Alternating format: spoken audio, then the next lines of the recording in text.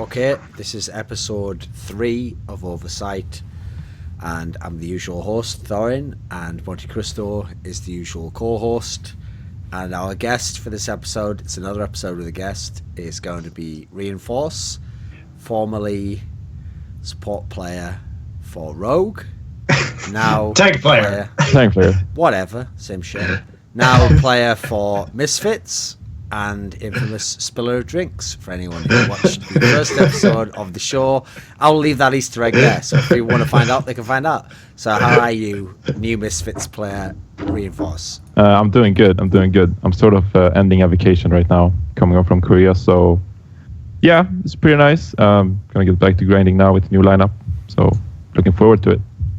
Okay, without this just being like people reiterating like basic public statements that were made anyway after that move, give us your basic thoughts on like what was the concept behind why the teams, 3 of these teams have been reshuffled to be sort of based around nationality. Like where does the genesis of that idea come from? It can't, like, everyone didn't just wake up one morning and decide to do it, so someone started the ball rolling, right?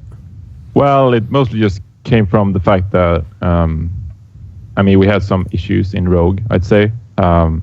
Otherwise, we wouldn't have made a change. You know, we were doing pretty well. We had one off tournament. Yeah, but the losing though, that tends to be an issue, right? Well, yeah, sure. No, but I mean, if you put it in context, I don't think it was that bad of a loss. No, it's all right. Oh, so so why break up the whole team? No, because we had issues before that, Duncan. Okay, so tell me then.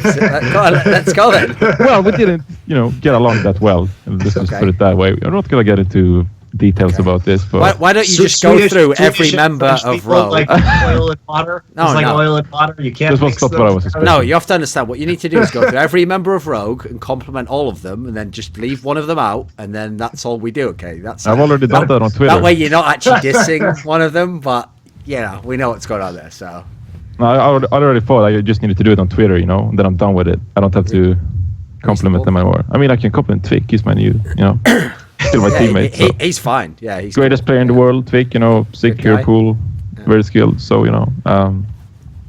but we just had some issues, and we decided to make some changes because we didn't get along. And these had been like brewing for a while.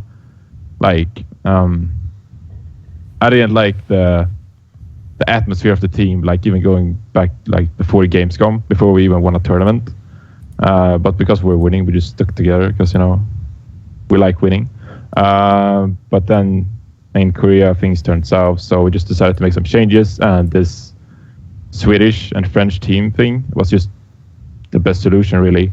Because these players to get along, we like each other, so we just made 2 player trades, and it worked for both teams. So Luminosity was a bit on the side, but I think Misfits and Rogue trade was pretty easy to make and make both sides satisfied. So when you say you didn't like the atmosphere, is that like specifically in terms of like people's personalities not getting along, or is that just like in terms of how dedicated people were to how you're going to practice? Which side of it? It's different. I think because you had like people like AKM, Wins, and Anko in the team, and even Nox, who was successful in Team Fortress 2. Everyone in the team knows how to be successful. I just think we didn't. There were some ideas, and outside of gaming, we just didn't get that well along. We had some personality issues. So towards the end, we tried to stay professional. We had a team meeting. Discussed things. But at that point, we were kind of like, let's just do the trades because we want something better for the future. And I think it was too late. Realizing how bad it had gone. It was not like fucking people hated each other and there's physical fights. It was not like that. But disagreed on some stuff, so we just decided to go for something new. New project. We've been at least in Rogue, we've been together since I think April or March. Not thinking about the Nox trade in like June or something. So we've been together for a while, and we had a good run, and just felt like doing something new. And so Thorin, okay. Oh no, I had a question for you. So you and I have talked previously about your theories on like national teams in CS:GO because it's really common in CS:GO and it's really rare in League of Legends. And you had some interesting theories about why these teams based around nationalities, particularly European ones, form. And I'm curious, can you explain them to Reinforce and see if he agrees on this, considering that they just made basically 2 national teams? Yeah. So basically, almost every region has some sort of like cultural identity that somehow seems to bleed into how the team is structured and how they practice. And so even if you could actually say everyone, let's say it was like Star Trek, and everyone had some sort of universal translator that meant they could all in theory just communicate, I still think actually that a lot of people in Counter-Strike especially would still gravitate towards their own like set of people, just because like you wouldn't have to sort of teach that guy the culture of the team when he joins it. So famously, if you actually see any of the French teams in Counter-Strike, they tend to be like a lot of the players play in a very cavalier fashion in the game, and they practice in a similar fashion.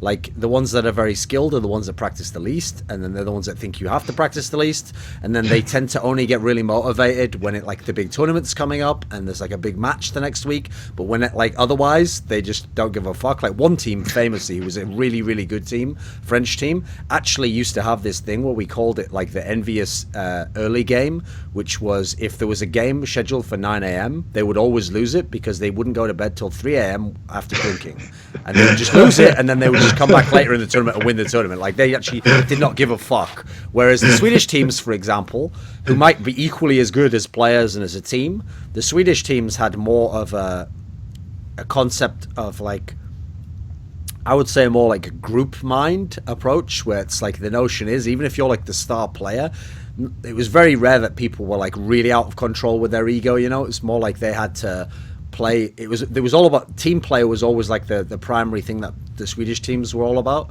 And I can't say all of them were like super hardcore practice. Like it's not like it was like a black and white scenario in that sense. But in general, I would say it's more like, because you have to be more group-minded in that particular sense, it's not like one person can just destroy the whole practice, and be like, I'm not going to turn up because I'm the best player, I'd say it's more like if one team was quite diligent, then they would all practice together. If the other one wasn't, maybe they would practice not as much. I mean, what do you think reinforces any of this? Yeah, I mean, I think there's something in it. It's just like, there's 6 Swedish people, like we're going to get along great, and, we share the same ideas. We're going to say something, Monte, or... Oh yeah, I was going to say even in my circumstance, owning an all Australian CS:GO team. So these are all native and only English speakers, right? So you think, oh yeah, it might be easy for me to bring like an American player into the roster if a roster change needed to be made. Absolutely not. Like getting those guys to even entertain a non-Australian player, and the excuse they always gave me was no, like only Australian players know our culture and know how we call and know how we play the game. And so they were super insistent, right? And there wasn't like a big even language divide at that point in time. And I found it very odd coming from League, where nobody gives a shit about having a roster of players from one nationality at all. It's never really a consideration, right? Yeah, I mean, it depends on the culture, right? Because Australian culture and how people act is very different from, say, like Swedish people. Just to give a counter example, So, I mean, it depends on the culture. I mean, I think all Swedish people in the team now in Misfits, we're kind of up to playing with whoever, really. I mean, as long as they fit the team and all that kind of stuff. So, but it's like, sure, maybe something small in it. I mean, people say, they're going to have Swedish comms now. And it's like, doesn't really matter for us. I mean, typically English is better, because then you get rid of all the nonsense and bullshit in the comms anyway. And people tend to say more important stuff. So, I mean, it's a small part. I think we'll get along great, but I don't think it's... I mean, maybe Sweden and France, they're a bit separate. So maybe it's better that way, but I don't think there's any big in it, maybe. Okay, but it does seem like... It's funny, this is actually something I predicted when the OGN tournament started, which was that it will basically... Any team that sort of had like obvious fault lines within the team will just probably collapse from the weight of playing for like a month in Korea and having to all live together and practice together and possibly lose as well, if teams aren't used to losing. What do you think, like either specific to your team or just in general from what you've seen? Because obviously we've seen Envious had a player change. There's other teams, basically all the NA orgs have been in a position where they're doing player changes. Do you think like there was something different about this scenario of staying in Korea for as long, as opposed to just going to a tournament and doing badly and deciding to change or not? I don't know. Like as I said, this thing about Rogue has been brewing for a while, and it's not necessarily even like living together. I think for the other teams, it's just it seems like people in this scene still haven't learned how to get along, as a team. With 6 people, because you need some. In league, you probably have like professional help with like proper staff and stuff that help out with True. Yes. this kind of stuff. And we don't really have that in Overwatch. I mean, in Rogue, we didn't even have a manager. We had Mitzi who was like on LAN, getting us drinks and that kind of stuff. But we never had someone always in TeamSpeak. Listening to everyone's in charge of hydration. Okay. Yeah. Well, basically water boy, professional water boy. All right. Okay. Wow, that's very demeaning. We have those in American sports too. Very important. Yeah. But I think that all teams. When you're sitting in your chair playing, do you just like open your mouth and it just like squirts Gatorade like straight into it? Yeah. Sure. Let's go.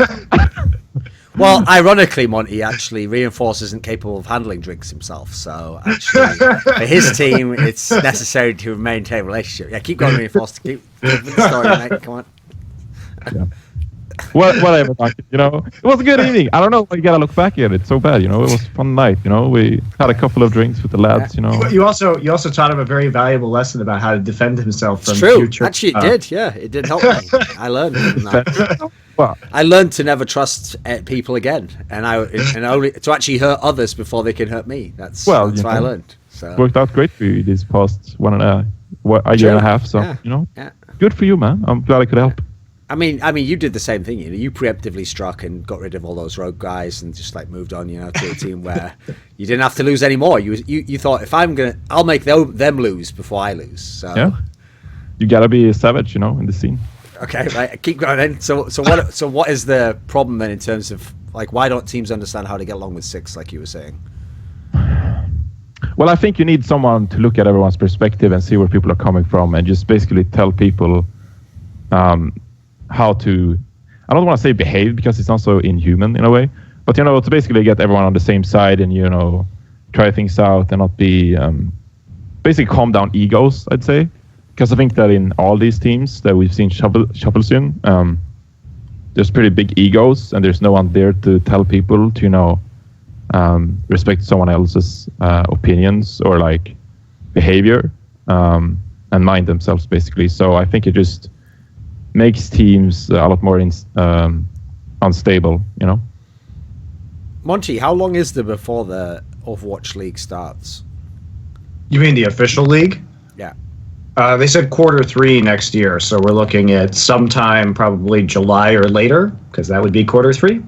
Okay, so if teams don't have like a full staff structure yet, and presumably that would be the period by which everyone will have them, when the proper structure is set for the franchises and teams. Probably before that, right? Because the way that they're going to structure it, they've said is that, early next year there's going to be a bidding process.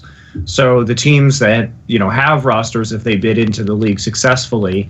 And I made a vlog about this on my channel about what I think the Overwatch League is going to look like based on the information that's been released. But effectively, we're probably talking within the first, I don't know, maybe at the end of Q1. So we're talking like March next year. Probably the bidding will be completed and the team's rosters will be established. Whether Misfits like buys in and keeps the roster that they have right now with their contracts, who knows what's going to happen, right? But if that happens, then probably the expansion of the support staff will be coming pretty fast on the heels of that, because teams are going to probably use 2-3 months ahead of the start of the league to prepare strategies, to practice, to get the coaches rolling, everything like that. I would imagine, right? Okay. I don't think it's going to be like, oh, here's a coach and the league starts tomorrow, right? I don't think that's going to happen. So if that's like when it would have to have happened by. Well, if teams still don't have support structure in that sense, surely this isn't the end of all the shuffles. Surely there'll be like 3 more tournaments, and then 2 teams will do badly, and then they'll shuffle a player, and then another team will go, oh, this player's not, won't the soul just continue? Oh, probably, yeah. This was the EU shuffle, brilliant. if you will. Okay, well, great. So. Probably, yeah. For different regions. I could see NA having some shuffle before the Overwatch League. And probably before the Overwatch League, we'll see teams shuffle. I mean, before the start of it. But I think already now teams are gearing up for it. You know, they're getting coaches. I mean, Reunited got a coach very recently. So, I mean, the support staff is getting there. And I think players and teams realize more that they actually need these people. You know, they can't do it just alone. Well, I think, one of the other factors here is that the owners are going to be very antsy, right? Because I think that if you're planning on investing what I assume is going to be, millions of dollars into purchasing an Overwatch franchise, you're going to want to come out as strong as you can out of the gate of the league and get those player contracts signed. So I imagine the owners are probably going to be shuffling things up pretty consistently until the bidding process is complete, because you're going to want the contracts to run through at least the first year of the Overwatch League, if not the first 2 years from an ownership perspective. So you're going to want to try and get a highly functional team as fast as you can. Right, and considering the limited time frame, we're looking at basically 6 months, presumably before the league starts and everything's locked in place. You are going to need to make those judgment calls very quickly based on maybe 1 or 2 events, right? Because we're looking at, there's that event in London that's happening in the next couple of days. There's MLG Vegas and IEM Gyeonggi, and then nothing basically until something starts to appear in January again, right? So if you want actual data as an owner or manager from an offline, like a LAN tournament, then judgments will be made, I think, fairly rapidly. So I imagine we're going to be in for a lot of swapping around until, the more longer term contracts for the Overwatch League take hold. Okay. Monty, did you watch DreamHack Winter? I did. Okay. I thought it was not very good. Why not? Was it the team skill? Did you see a big difference from the Korean teams and the European teams? From the teams that were in Apex, I thought they had a much better read on the meta. And I know people really liked seeing the triple DPS compositions that we saw out of certain squads, like particularly Misfits, which ended up winning that tournament. But Zebasai did an interview that I watched with Kirby after the tournament, and even Zebasai was saying that we didn't think that was an ideal way to play the meta. We just couldn't play triple tank, so we played that, and we were surprised we won. Basically, you can go watch the interview. He says it in a much longer format with more nuance. But effectively, I was just shocked. Like, NIP didn't play D.Va. I don't even know what was up with that. D.Va is incredibly overpowered right now, and we've seen that D.Va play be one of the primary reasons why Envy was able to win Apex in a relatively convincing fashion, particularly in the finals. Was a little obviously harder against you with Rogue and Kongduonsia, but Mickey's 100% D.Va play, I think, was a big part of that. And I was really not... I mean, people were so fucking psyched about Complexity Sombra play too. And my feeling about that Sombra play was it wasn't even necessary. Like, when I was watching it, I watch Envy play, and they basically do the same thing that we saw Complexity do it, but they just do it with Reinhardt and D.Va, which is turning the Reinhardt and getting the big kills. You don't need the EMP in order to accomplish that. It's cool. It's like a flashy combo, but I think it was over the top and unnecessary. And I was just shocked that there was no D.Va like wrecking this Zenyatta and Widowmaker that were just free firing from the backline on Misfits 24/7. There was no pressure. Yeah. So I mean, they didn't even try it either. They didn't even try. We're just gonna play Sora all the time. Sit there and just get headshot by Zebasai. And yeah, I think that if we look at the individual players, those players are really skilled. Whenever I see guys like Nevix and Zebasai play, I'm really impressed by them. I'm really impressed. I think Nevix is an amazing player, right? And I think Zebasai showed a lot, showed not a lot. I would say some skill on the Widowmaker. It's hard to tell how good he is because when he can just stand there and shoot for free all day, who knows really, right? No pressure. So I was really disappointed by DreamHack. I wanted to see so much more. Even teams that I know are good, like NIP, just refuse to play D.Va. Like, what the fuck is that even? Yeah. I mean, they're so stuck in their ways. And this goes back to even like Finland in the World Cup. And we talked about this all the time, that Finland just started stuck in their ways and just refused to change sometimes. And it's like when you're playing triple tank and you go up against a Zenyatta with a Discord Orb, and you're not even trying to shut him down.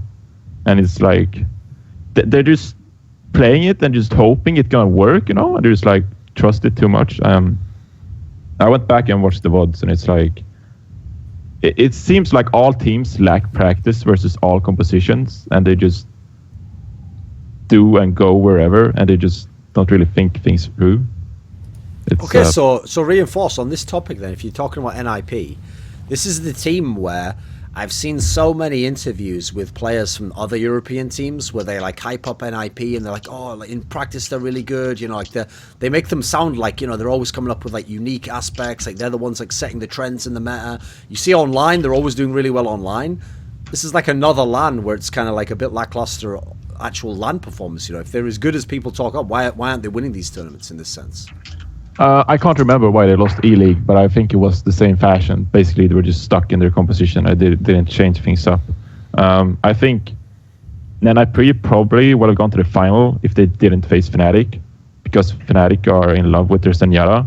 So it just comes down to the fact that they played versus someone who basically enjoyed playing the counter to what they're doing, But you can crap on the fucking Zenyatta with a Diva. Yeah. And that's the thing, and it's... People are just looking at the series, and after like 2-3 maps, they're still playing Zarya, what are they doing? So I think NIP, they're good, sure, and it just proves that it's really hard to beat this composition when they can play it all the time and keep being successful.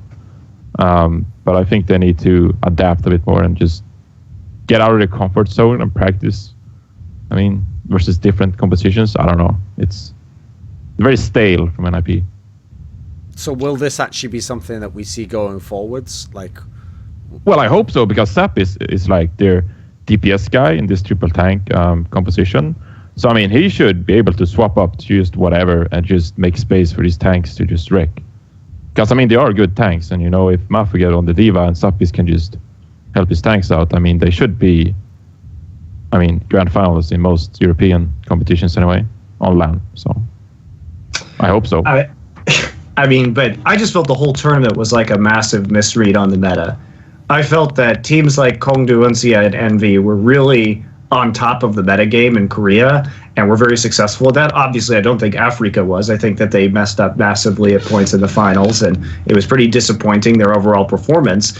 And I think that they suffered from not having that same level of play in this particular meta, and not being able to play Diva well is a big problem. We'll get to that later. But DreamHack, I don't know, man. I was bitterly disappointed with DreamHack because I just and frankly, it sounds like even Misfits was. Zebasai himself was saying that he didn't think they were going to win because they couldn't play the meta properly. But when no one plays the meta properly, I guess it just comes down to that and the community. Skill.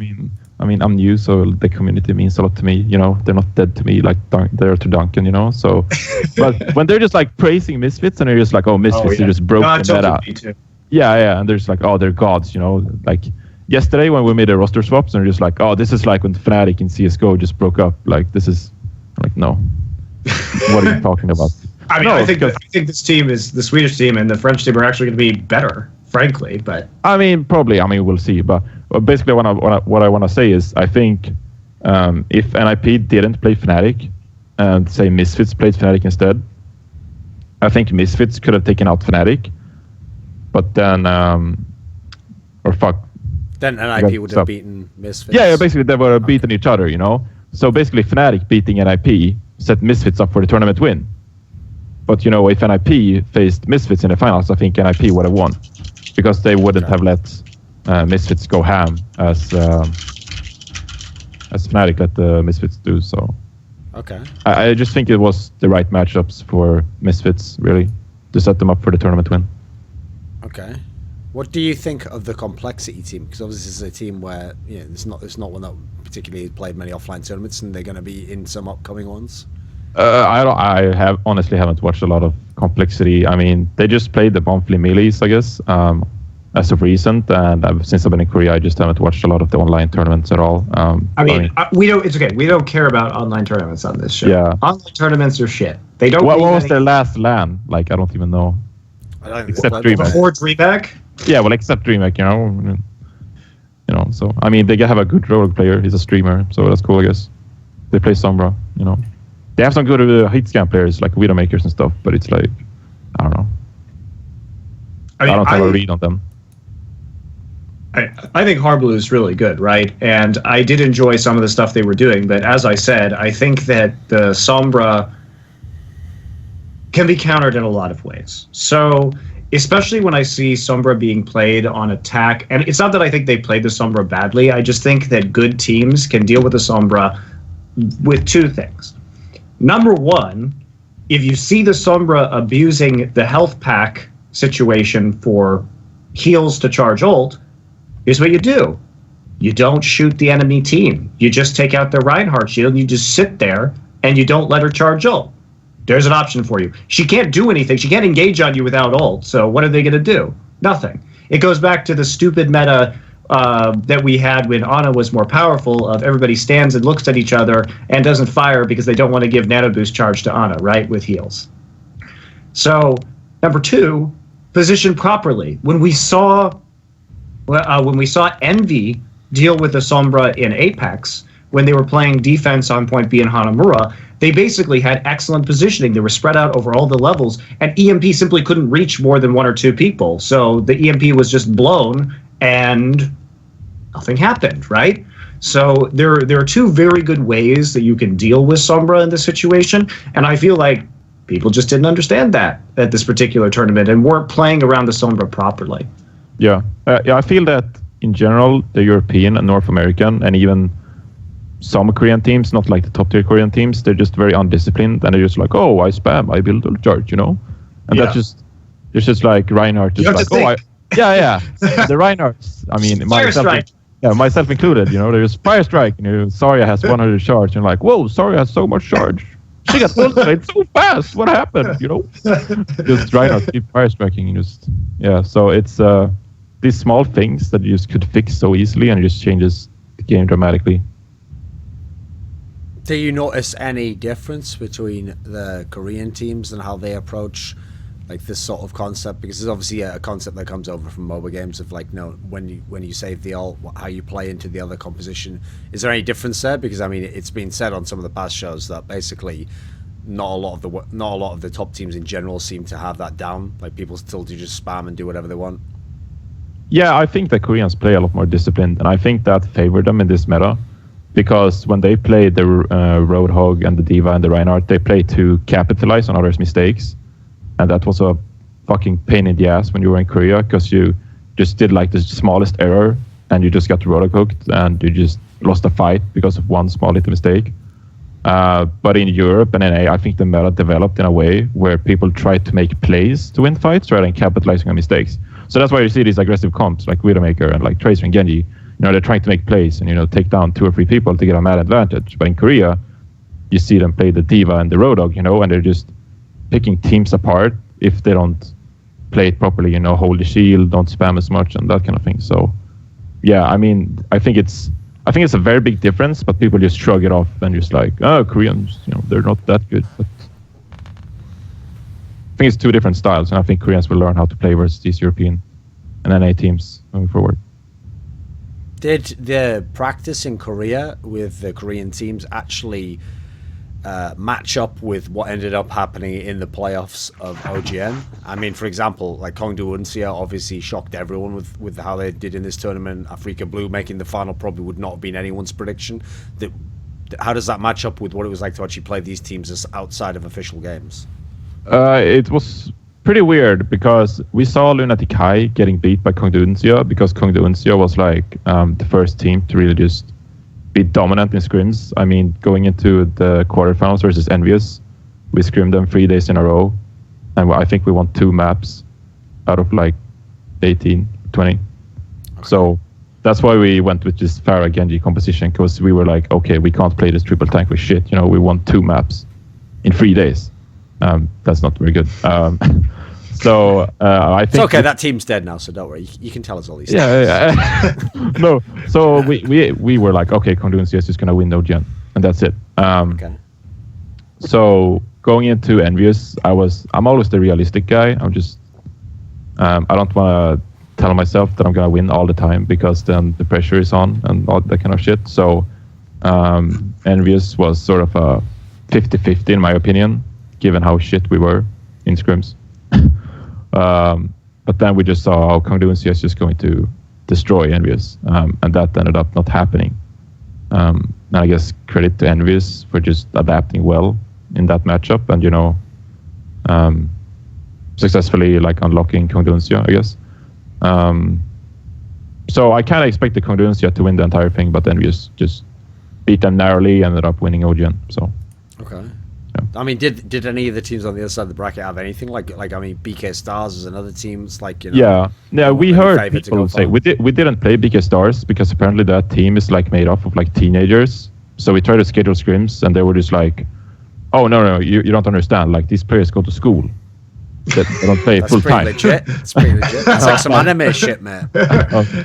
Yeah. There are actually a lot of those players that are still in high school and stuff. Some of the players are 16, 17 years old on some of these Korean teams. Yeah, like Bunny. I think Bunny is like 16. So yeah, I asked them twice, like, can you scrim at like 2 p.m. or 4 p.m. and they're like, no, they have to study. You can't just play them.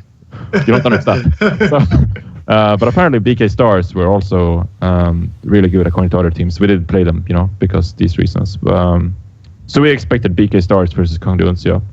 And I didn't see why AF Blue won. But it seems weird because we expected AF Blue to not play this triple tank thing either and be particularly successful at it. So what happened? It was actually like pretty shocking that they won because I also predicted BK Stars to win in Africa.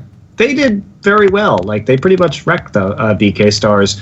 And I think a big part of that was Africa. They changed it up. So one thing that they did was that they had Jin on the Roadhog, and Jin was doing pretty well on Roadhog throughout that series. And they also had Arhan pick up Diva. So they were good enough. Basically, they were the ones who were playing the meta, right? They were the ones playing the strong triple tank compositions and mixing it in with the Genji here and there. But basically, BK Stars wasn't doing that virtually at all. And they did have, obviously, some of that, but it wasn't to the same level. They didn't look as refined.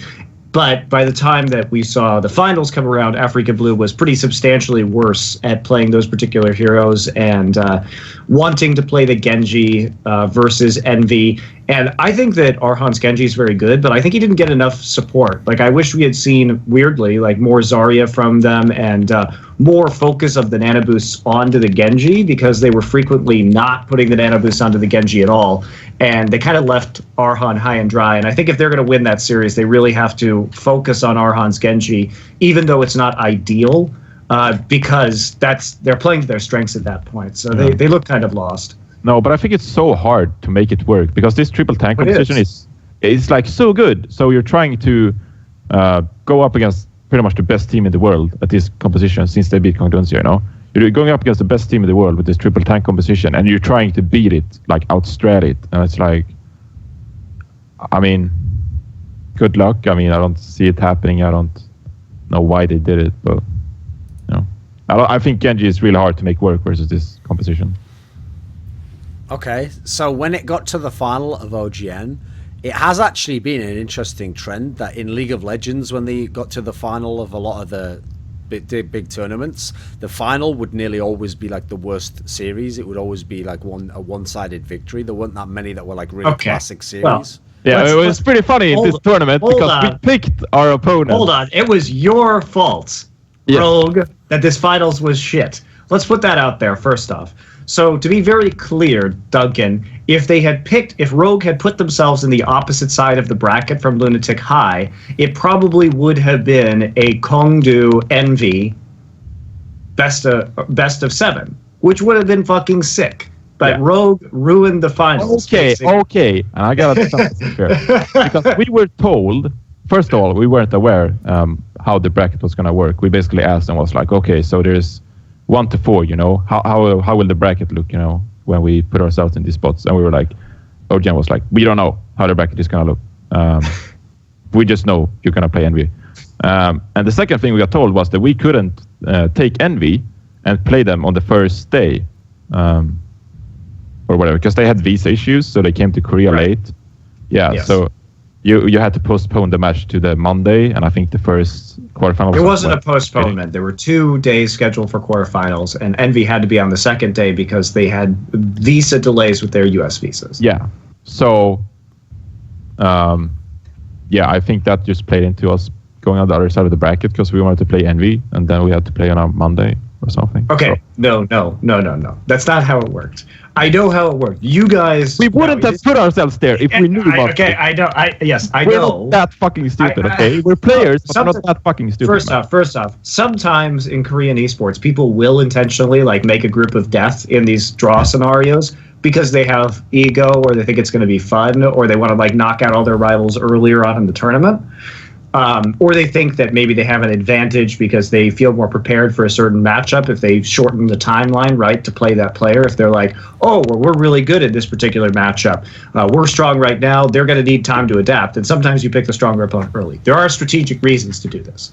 Yeah. And there's a strategic reason to do it in this case because the patch had literally just dropped, right? So if you thought you could adapt faster, it was reasonable for you to maybe put yourself in the stronger side of the bracket because you would give your stronger opponents less time to adapt, right? Reasons, okay?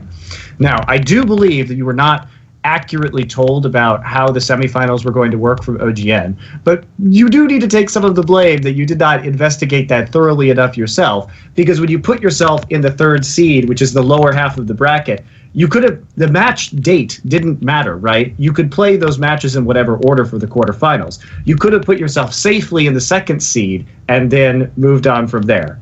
I mean, I wasn't there. I didn't do the draw, so, I'm not going to take blame for anything. Anyway, Duncan, they put themselves in that side of the bracket, whether it was from miscommunication or a lack of information or whatever. So basically, it sounds like sort of a cavalier move that other members of the team might have done. It's interesting. The theories are all lining up. Okay. Just gonna leave it there, because people can speculate. And just as a piece of advice, in the future, when you're in this situation on your new team, make crystal clear that you understand the rules, and if it's not explained properly, fucking fight it. All right, you should have gone back and been like, we didn't know we were doing that, blah blah blah blah blah, you didn't tell us, etc. In any case, you got knocked out in the quarterfinals. Didn't really matter where you were, right? Because you would have got knocked out in the quarterfinals no matter what on that same day. You wouldn't have had extra or less time to prepare. But it didn't fuck up the rest of the tournament because it could have been the swapped side of the brackets there where we would have had BK Stars and LW Blue in your place. You guys would have gone over. You guys probably would have, Envy would have dealt with Africa Blue like they did in the finals, and then we have a sick Kongdu Uncia versus Envy final. Monte, I'm not sorry. You should apologize to the fans, man. I'm not sorry.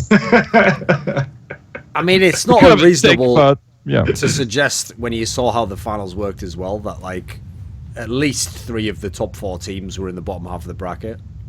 I think 4 of the top 4 teams were. I mean, to be fair though, we didn't know Envious was gonna be the team winning the entire shit. So I doubt you would have picked them. At the draft, when we drafted this bracket, then there were 2 good teams in the bottom team or bottom half of the bracket, because then it was us and Lunatic High. And people didn't expect Kongdu Uncia to do well, people didn't expect Envious to do well, and people just, these are the 4 teams that are the best in the tournament. That's true, but even before the tournament, the actual bracket started, the expected finals was Rogue versus Lunatic High, and you were still on the same side of the bracket. Yeah, I mean, that was...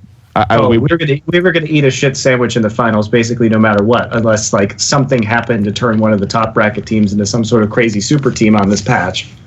I mean, there's less pressure in a semifinal than a final, right? So, strategic, Monty. We just didn't get there. We just didn't get to the semifinal. Reasonable. Yeah. Well, Africa Blue did get to share $34,000, so there is that as well. I got that happened. I got 3,000. So, exactly, I mean, to be fair, in APAC in China, they went out in quarterfinals, when they were top 3 or something. So, karma. Maybe. Okay, could be. Right. Well, so in that case, why did Envious become such a good team with that substitution? What turned them around as a team? I mean, I have so much salt here in store. So, Monty, you want to go first? Oh no, I want to hear this. Oh, well, they just happened to play a meta, where Triple Tank was really good, and Mickey apparently is like the best diva in the world. So, that helped them out. That's pretty lucky. I mean, Time is like top 3 Road Dogg in the world, and then you have Mickey, who's like the best diva in the world. Like, Mickey is so good at diva, like nothing ever comes close. I watched DreamHack, and I was just like, yeah, these guys don't know how to play diva, And Mickey is just so good. So what do you like when you watch Mickey play diva? I just like the way he set up his ultimate with Coco, and he just shuts down the right targets. Pretty much. Did it make you feel bad when he constantly ulted behind you and you had to turn around and then you got earth shattered? Yeah. Shit, to be honest. What the fuck do? No, there's nothing to do besides not be that far forward. So yeah, it's very upsetting. And some bad memories. Thank you, Monty. But yeah, basically it was pretty funny in the quarterfinals because Hulk before the quarterfinal basically told Mickey that just if you don't sit on Twick all the fucking time, I'm going to be disappointed in you. So he just sat on Twick all the time. It was a good idea, wasn't it? Yeah. Twick couldn't do anything, and they ended up winning. So this was a good strat. No, I will say it's bullshit that there's a hero in the game though that if you just sit on a player's like star DPS for an entire game, that you can just like remove that player from the game. Here's what I like. Let me tell you about what I like about most traditional sports. I think it's cool if you have to send 2 to 3 people to shut down some guy's like superstar player, right? Because you're really, really investing at that point in shutting down one guy in the hopes that if he's gone from the game or you minimize his impact, that the rest of your team is going to be able to win, right? That's a legit strategy. Yeah. I, however, don't think it's a legit strategy to send one guy who just has to hold down right-click and stand in front of a dude in a one-on-one to shut down one of the best players in the world. Yeah. I think that's fucking lame. Yeah, I mean, I'm willing to say this is the worst meta in the modern era of Overwatch, meaning one hero limit, because Diva and Ana is just so strong, and it's just, the fuck do you do, Yeah, so it's pretty bullshit. So yeah, Mickey's a good player. And it doesn't help. The Coco is like... Not to take it away from Mickey, right? Because like you're saying, he is one of, if not the best Diva players in the world. But when I watch Mickey play, what's really annoying about watching him play is that you hate his hero. You hate his hero, but he gets in like to Vic's face or in somebody's face, right? And he stands there, and he seems to know. The most amazing thing that I like watching about him play is he seems to know the exact like range of the Diva dash. So what he does is he sits there with his right click until his right click goes away, and then he will fly these like stupidly complex loops through the terrain, and then somehow he knows the exact distance where he like flies all around, and then he just ends up right back in this guy's face with more charge on his right click. And I'm like, how the fuck does this dude like maneuver all the way up, down, vertically, through doorways, and he just like shows back up in front of this guy's face again. It's kind of amazing to watch. I mean, sure.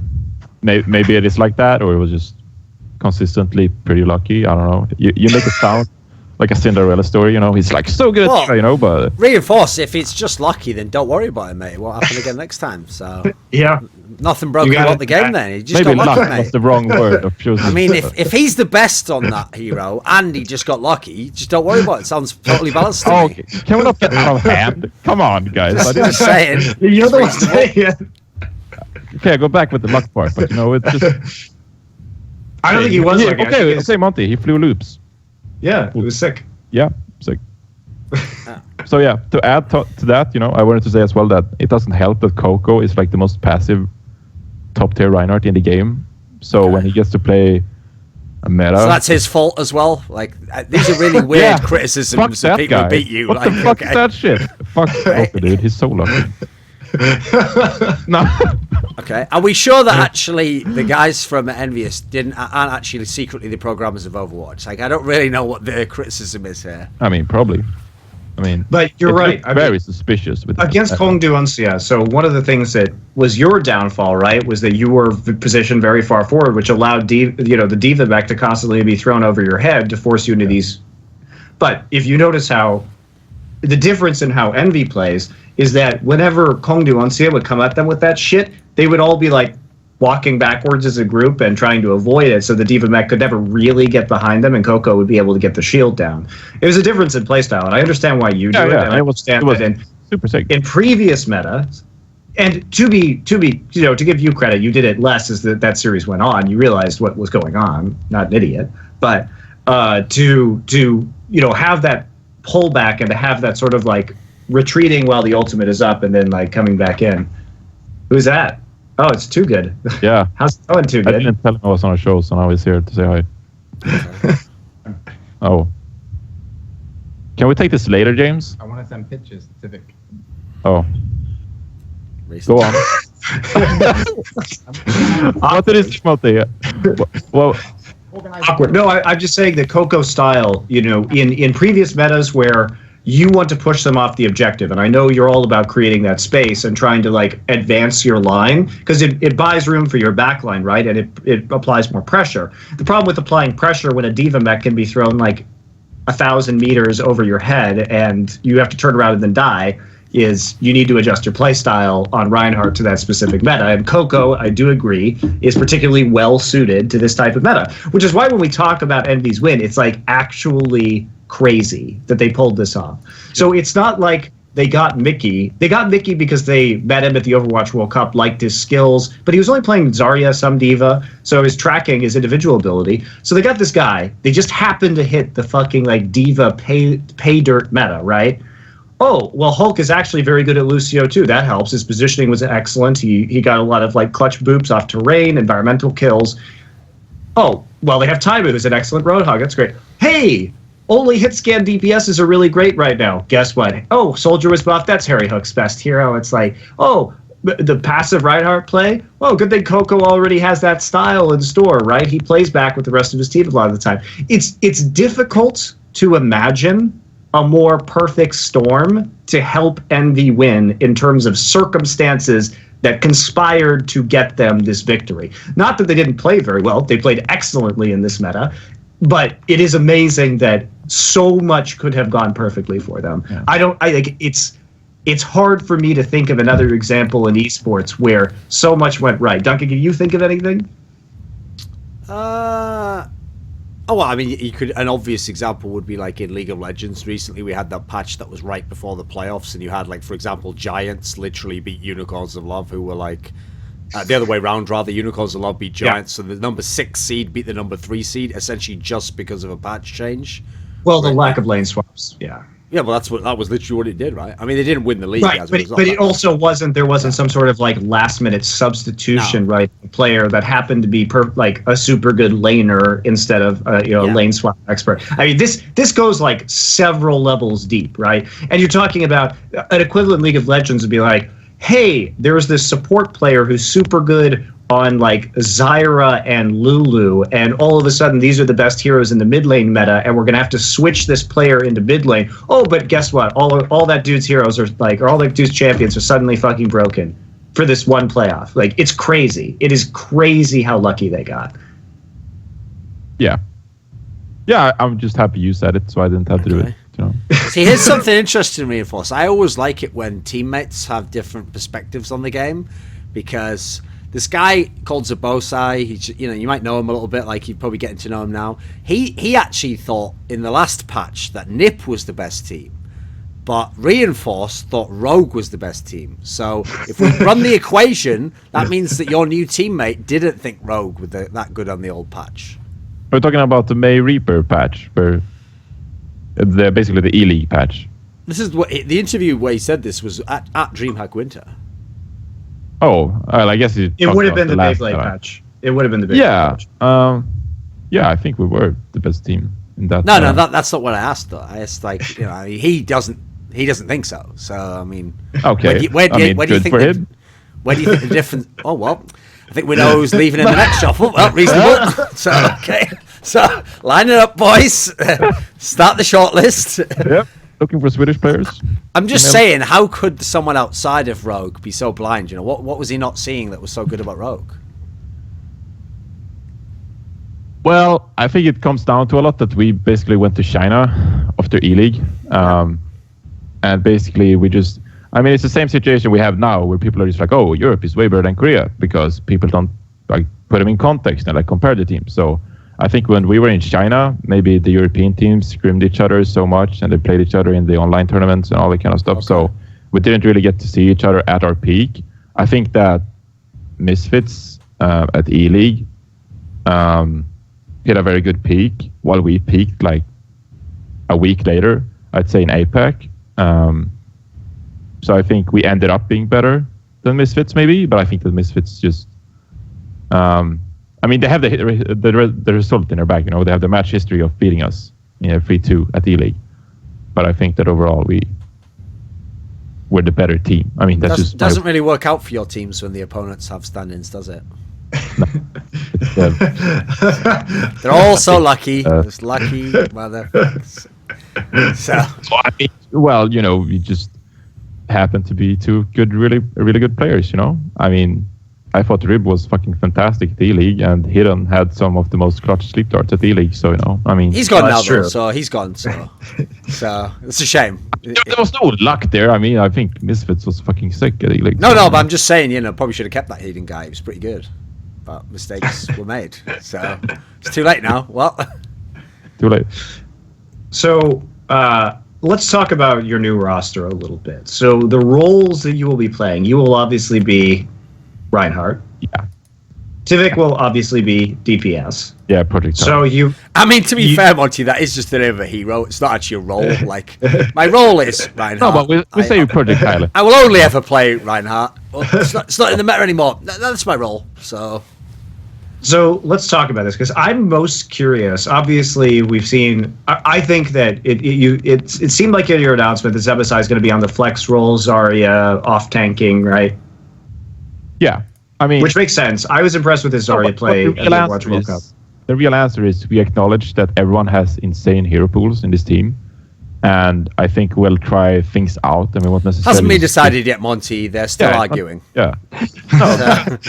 No, because like Nevix is like super sick. Like I think Nevix is amazing. Yeah. So are you going to play him on support? I'm going to be mad. Yeah, and that's why we're going to try things out, because God damn it! But he played support in Misfits earlier. But no, like when they were super good. So everybody was going on about Misfits, and soon at the Overwatch Open, right, at E-League, right? And all I saw was Nevix landing every single clutch Mei wall every single time. And I thought his Mei play was amazing, right? But that's typical.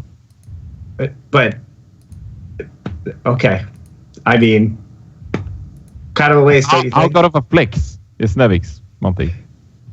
How good of a flex? You tell me, because I don't know. I mean, I saw him play a lot of stuff. I thought his play was impressive also at DreamHack on an individual basis, right? Yeah.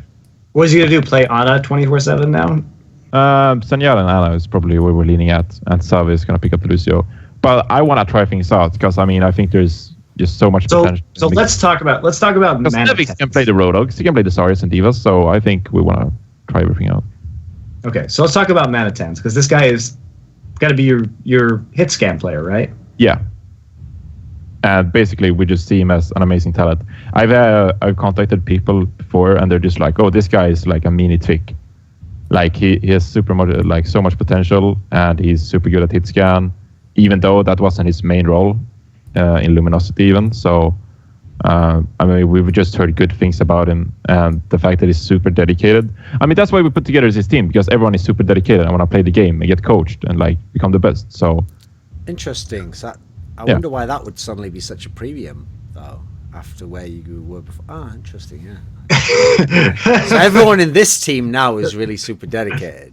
Yeah. And that's like a new thing. Even novelty. I'm just putting it all together. I'm just putting it all together. Even though Rogue actually has a coach and you don't. Well, don't. Oh, you? Oh, would you like to make an announcement? Maybe. Maybe. Yeah. So Manitan is just fantastic overall, talented guy. He's like 18 or 9. I think he's 19. And he's called Mini Twig. So I'm looking forward to... Who's calling him Mini Twig? People. I can't call players out, dude. Why not just call him Mani Twig? That would be the logical name to give him. Sure. Well, okay. Yeah. Sure. Duncan, thank you. Okay. Thank you for that's free. That one's free. Yeah. So, what do you actually think that the rogue lineup will be like now then? Because obviously that's like a very interesting one, but Yeah, I mean, looking at the rogue lineup, I think they have so much star player potential. I mean, they have Soon and AKM, which I think are like the two best hitscan DPS in the game, dare I say. So I think in big games, they'll come up big time. I mean, even Wins, as you know, Thorin, is like super good at LAN, never falls under pressure. And, I think overall Rogue is going to be a team that is never going to be easy to beat because they just always perform on LAN and they have so much skill on their team. I guess what we're trying to do is just in the Swedish roster, build long-term and like develop and play more as a team, where I see Rogue right now basically just winning because of their individual skill and star players. So what do you think about the lone German player on the roster, the player people are calling Skipjack now that he's... I mean, he's taking French lessons, French right? people. From the manager, or the coach. So, maybe Are you those French serious? lessons will pay off. Are you serious? that sounds like such bullshit. Like, No, but it's yeah, I'm just going to learn this language just to be in this team. Reasonable. I mean, I don't know, but it's Hey, Koreans did it for the Can you Western teams stop for League, French? Duncan. Huni learned fucking really good English from being on Western teams. Yeah, but it's different. So anyway, why go with Skipjack? Obviously, Crew was ejected, which is interesting because it seems like they could use a tank player right about now on an all French roster. So why Skipjack? You seem to cite cultural issues. He is a fellow Northern European brother to you. Yeah. Do you think this is going to work out, having the lone German player on the roster? I honestly don't know. I mean, he knew some French, so maybe it would work out. But I honestly don't know. I mean, Skipjack is a good tank, but I don't know. I was kind of shocked because in Luminosity they have this great French tank player. I don't know his name. That could be good to know. Reasonable. Yeah, so I mean, it would make sense, to put this French super good tank player that's placed in Luminosity right now. I think it's like Super Fluke or something. Super Fluke, yeah. Yeah.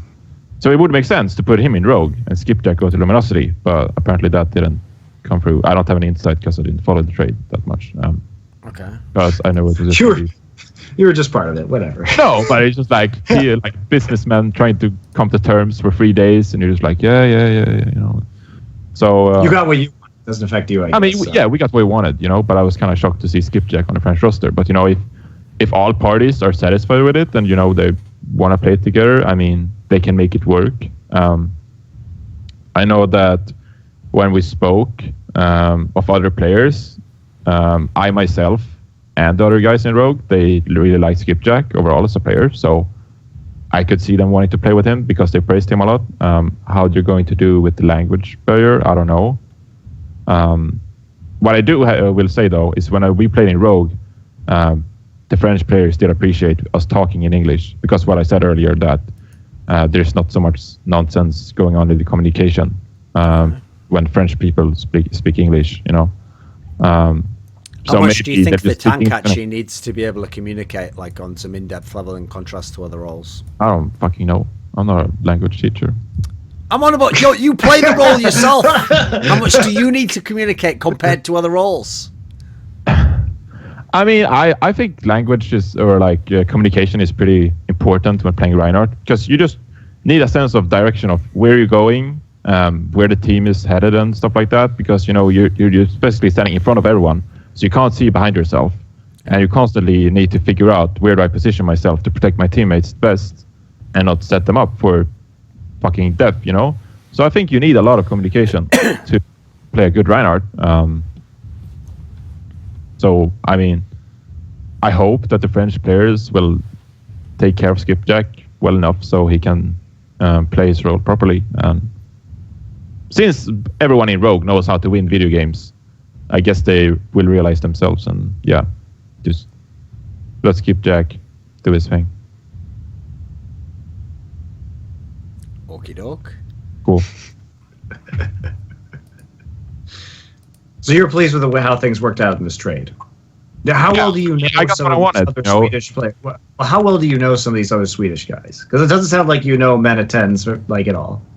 No, I mean, no, I haven't like watched a lot of his games. I've just heard lots of nice things. And basically, Twick was the sort of captain, so he was like, "I want you to be in the tank of the Swedish roster."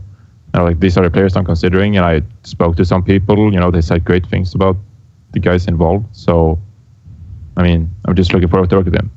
So, that's all. I mean, these were all our first choices. It's not like we just like, oh, fuck that, we'll take the Manhattan guy. You know, like these were our first picks for all roles. You know.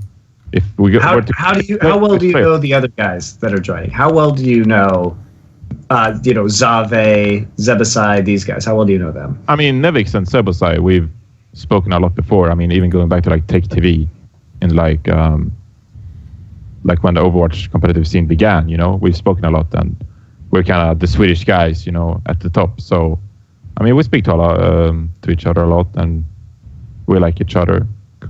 So. We're all very laid back, I think, except for maybe me, you know, so there's not a lot of things to be disturbed by or reason to dislike each other. So just a nice group of people, you know, and we like each other's set of skills in game. So see, the obvious joke there would be like, oh, but in Rogue though, there was disturbing things and reasons to dislike it. No, anyway. Yeah, so well, it's a valid point, you know, because I think looking back at Rogue, you know, we sort of realized that, you know, this could have been handled differently. So that's a life lesson, you know, going into. It's all right. When you say that, that's such a vague comment. This could have been handled differently. Because you can prevent these things, you know. Yeah, but you could say it about anything. You could say it about Reservoir Dogs when they were doing that like 3-man Mexican standout. Oh, things could have been handled differently. This could have gone a different way. Yeah, reasonable. An extreme example compared to what I'm talking about now. So okay. I just think that this is a further indication that we're just heading more towards populist nationalist movements in the world. Everybody is retreating back into their own country borders one by one. The Brexit and then Trump. Now you Overwatch guys rejecting globalization slowly over time and retreating back to your country borders. Plus, the only NA player got kicked off that one team that was actually good. Yeah. So. I mean, there's still an NA team, right? Because he's... Yeah, no way. Only when Monty tweets, apparently. So, I know he's trying to claim them still. Yeah, reasonable. Okay, so here's the question then. Is since we've got that Masters Gaming Arena coming up, the tournament that's in London this week, this is the one that now has like a ridiculously funky lineup of teams because it has 4 teams. It's Fnatic, NIP, and then it's that NA Rise Nation team, and then it's Kongdu, but not Kongdu Uncia, the other one, Kongdu Panthera. So since you actually have practiced against the teams in Korea, so presumably you've played Kongdu Panthera, how will they actually... Oh, well, okay, watching them at least, how do you think they will do against NIP and Fnatic? Well, people say that Panthera is actually the better team of the two, so that just makes it scary, right? But that's just rumors. Well, I did hear rumors of the scrims where, Panthera was doing a lot better, and Panthera obviously has some very talented... I mean, Evermore hit something like 5,000 rating on the ladder, something absolutely ridiculous recently, and he was playing... Evermore. What? Is that the line with Evermore? Oh, okay. Yes. Yeah, we played them once, like way back. Yeah. So I do think they were uncoordinated, and guys like Evermore and Rascal were not playing...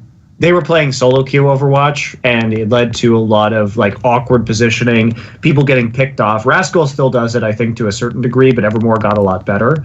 But he's still... I mean, it's not a bad time to be a Roadhog one-trick, right?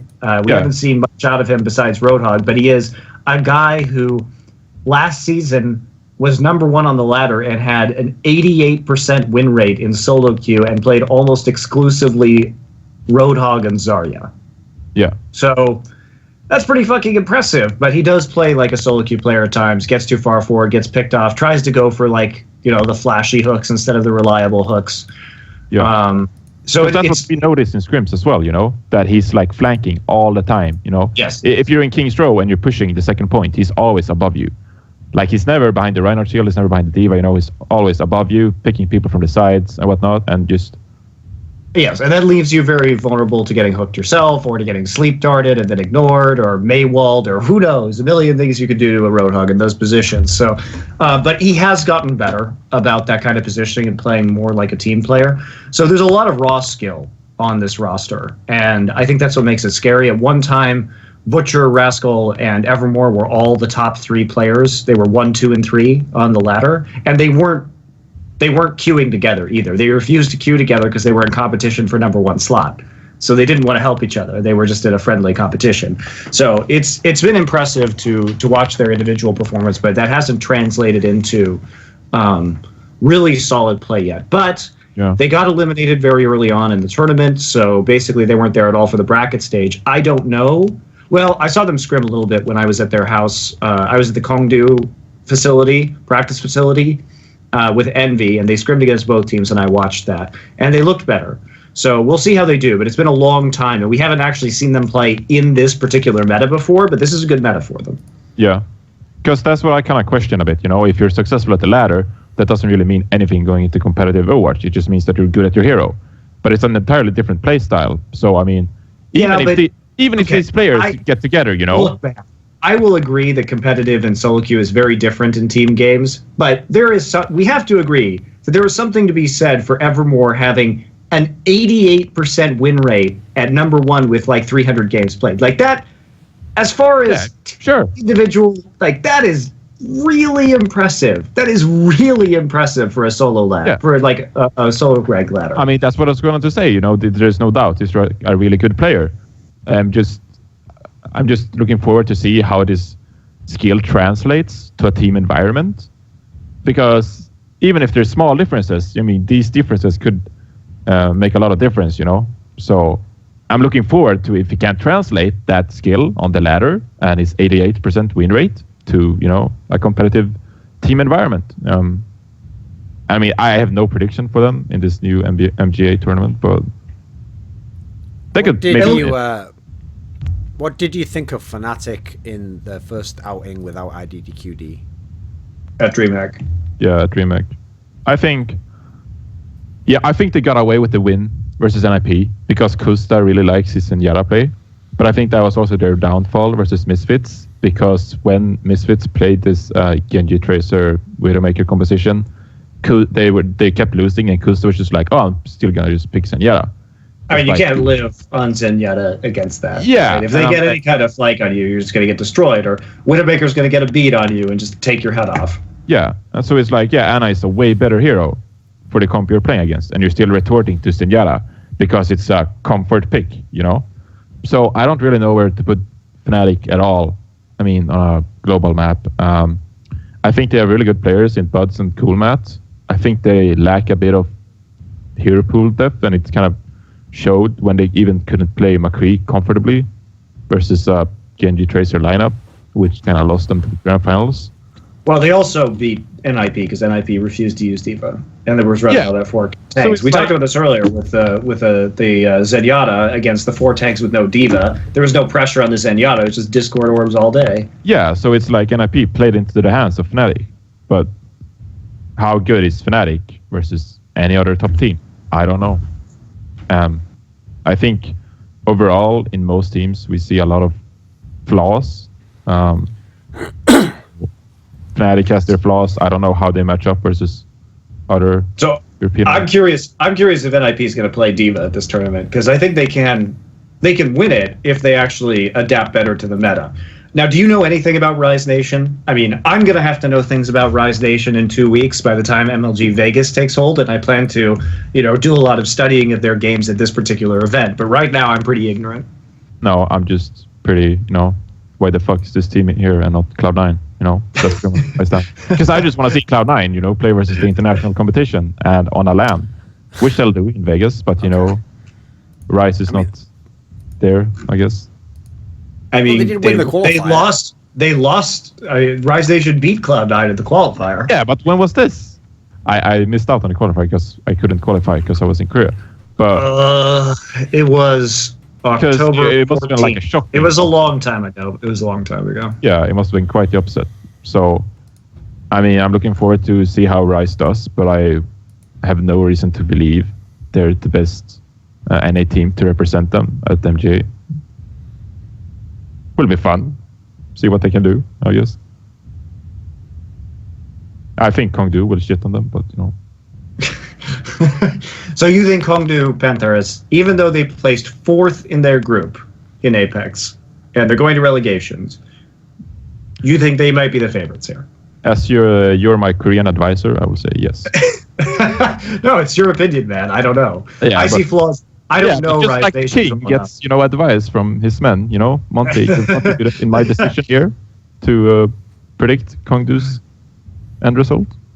Well, all I'll say is I think this is a better meta for Kongdu, with Evermore being the Roadhog god that he is. If he has fixed some of his positioning issues, if NIP can play a more successful, more meta composition around their tanks, I think they have a good shot to taking it. Fnatic didn't overly impress me for the reasons that you and I discussed, and I just don't know enough about Rise Nation to make a call. Yeah. So I hope to see NIP play Diva, and maybe they'll win. Yeah, I think there's a good chance. Otherwise, I think this tournament is set up for Kongdu to at least do something good if they've improved, like people suspect them to do, and if they're better than Kongdu and Xia, as people say. So I think it will be an interesting tournament because no one really knows or can predict who's going to win it. Well, speaking of Kongdu, you're going to have to play them at IEM Gyeonggi coming up because they're going instead of Kongdu Uncia, which I thought was weird. But what I'm really happy about IEM is that Luxury Watch Red is going. And obviously they failed to make it to Apex. They sort of flopped in the qualifiers. But you practiced against them, didn't you, while you were in Korea? Yeah, we practiced versus them a few times. And by that time, it was pretty even, I'd say, versus the Rogue lineup and LW. But that's impressive in and of itself, right? Because LW isn't even in Apex. So I think first off, I'm really happy they got invited to IEM Gyeonggi because I actually think they're one of the best teams in Korea. And people don't really realize how good Nanohana and Pine are. And I think that if you take any Korean DPS duo, if you had to take the two DPS players from any Korean team, they might be the best DPS duo in Korea. I mean, Nanohana is insane. So what is your experience as you are thinking about playing Luxury Watch Red at this tournament? What was your experience? What's your opinion on the team? I mean, you're probably right. I think they're super good, but I think Pine mostly just showed, in our scrims at least. I think they were kind of experimenting a bit when we played them still. So they were still stuck with Pine on the McCree early on in this meta. And I think that was a bit of the downfall because even though Pine is super sick at McCree, that pick didn't do them any favors. So it's hard to tell, how good they really are. But sure. I mean, I know that Pine is really good. I know that Pine is really fucking good. So I'm just going to expect them to be really good. And apparently people are saying they're top 3 in Korea right now in this meta. So it's going to be exciting. Who were the best Korean players individually from all the games you played when you were over there? I think that when we played Kongdu and Xia, they impressed me a lot. And me and Monte have spoken about that Panker, the Reinhardt for Kongdu and Xia, is probably one of the best Reinhardts in the world. And their Rogue player, the Bird guy. What is his name, Monty? Birdring. Yeah, he's really good as well because he sets up the other players for his team so well. He flanks hooks and stuff to set up Reinhardt ultimates, and it's unheard of. And it's just very consistent at picking people off in this meta, which is very much around basically getting your picks. So I think they had really good players, Kongdu and Birdring, for this meta. Apart from that, I just know that Aran is a really good Genji. Haksal didn't really impress me in scrims on Genji because AKM just shut him down all the time. And then I think Rihei Jong is probably the best Ana in Korea. And Miro, obviously, one of the better Winston players. Not so much Reinhardt, but very good Winston. Okay. That's what springs to mind. What do you actually think of this IEM tournament? Because I notice in terms of the format, it's more in common with what they do in League of Legends, where you have the 6 teams, and then 2 teams just skip to the semis. And so as a result, the downside is you don't really get to see everyone play everyone, but it's just in League of Legends, these are just off-season tournaments. So what is actually the mentality, do you think, for this tournament? I mean, obviously, Rogue and Misfits are both massive roster changes. Where does this fit in the landscape compared to some of the huge tournaments you've played in? I actually don't know the the format? Is it just 6 teams round robin and top 2? No. It's going to be a 6-team bracket where 2 teams get eliminated right off the bat. 2 teams are automatically seeded into the semifinals, and then 2 teams in the finals. Okay. I mean, it sounds like a fun format, but I would rather see viewing experience. Look, I would rather see 2 groups of 3 round robin, top 2 teams from each group advance into a semifinal bracket. Personally, I'd like to see that. Or even a 6-team round robin, top 4 teams advance. Any way you want to do it, right? Yeah, because that's what you meant initially, and that would have made sense. But no, some teams are going to get automatically seeded into the semifinals, and the other 4 teams are going to play each other to get to the semifinals. Now, as far as I know, they haven't released the seeds yet, so we don't know who is going to be automatically seeded into the semifinals. I think I can guess. The 2 European teams?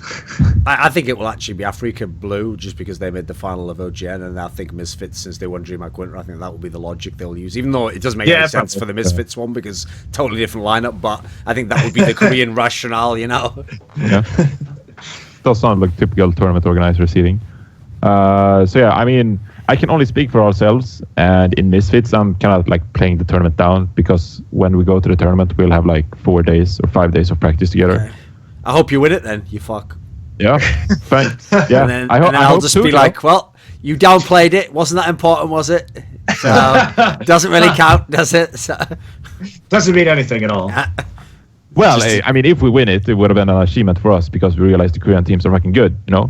But I think Misfits and Rogue, they're representing Europe, will both underperform in what they can do long term with these new rosters. So I mean, I'm just trying to downplay it, not put too much pressure on myself, because I realize it's a new roster and we haven't played that much together and stuff like that. So I wouldn't be surprised to see a Korean team win. Misfits?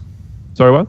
Wouldn't it be fun if Rogue played Misfits? Yeah, I mean, that's obviously gonna have a lot of emotions. So looking forward to that. I think it will be a really tight matchup. I actually can't say who's gonna win, even if I'm being realistic. Not optimistic. So fantastic hype. Yes, watch it. It will be nice. Very good matchup. But yeah, it's gonna be interesting, because neither of Misfits or Rogue has really adapted to this meta well. So I don't expect Rogue by any means to play a triple tank composition at this Korean tournament. I think they'll probably do what Misfits did at DreamHack, because I just know that all French players really like aggressive dive-in compositions, so I can see them doing that. And for ourselves, I honestly don't know. So we'll see what we play, and I think it will be an interesting matchup between 2 unorthodox teams. Do you think the fact that so many teams aren't playing the triple tank comp means that there will be a counter discovered soon that will work well against it, or are people just going to wait out the next patch? What do you think will happen? Yeah, I think we'll just wait out the new patch, because basically we've just played this meta for like the past 4-5 months or something, Sure. And the only thing we figured out in the last meta was May Reaper. That was the only thing that ever worked against triple tank. And then Blizzard just like, okay, we're just gonna nerf May Reaper and Nano Boost, so now we can't counter triple tank, and we're going to buff Diva. So we just removed the only counter and made triple tank stronger. And I don't know what the fuck to do against it. It's very frustrating. So if you had to make one change then, instead of making like 3 different changes, which is probably what they will do, if you could think of one simple change you could do, what would it be? Is there like one hero you would buff?